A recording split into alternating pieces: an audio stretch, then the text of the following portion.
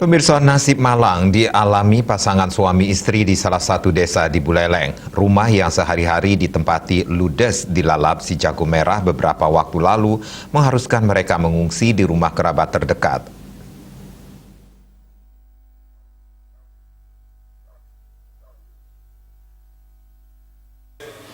Beginilah kondisi salah satu warga di Dusun Ketuk-Ketuk, Desa Jineng Dalem, Buleleng.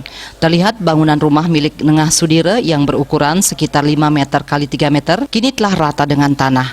Seluruh bangunan tersebut tidak ada lagi yang tersisa di dalamnya.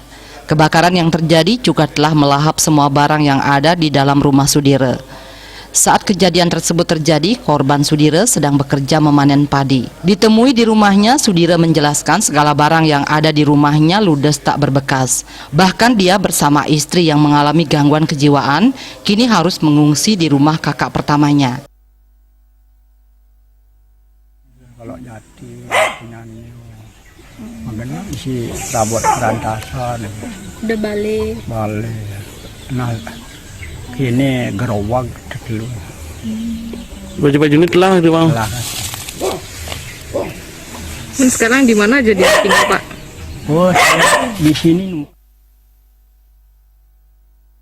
Sementara Perbekal Desa Jineng Dalem, Ketut Mas Budarma mengatakan sejumlah bantuan baik dari BUMDes maupun komunitas terus berdatangan untuk korban. Bahkan pihak desa sudah mengusulkan supaya yang bersangkutan masuk dalam program DTKS, Data Terpadu Kesejahteraan Sosial. Bantuan yang diterima kemarin itu dari BSD pusat yang diambil di pos. Kemudian warga niki sudah masuk juga di DTKS, Data Terpadu Kesejahteraan Sosial.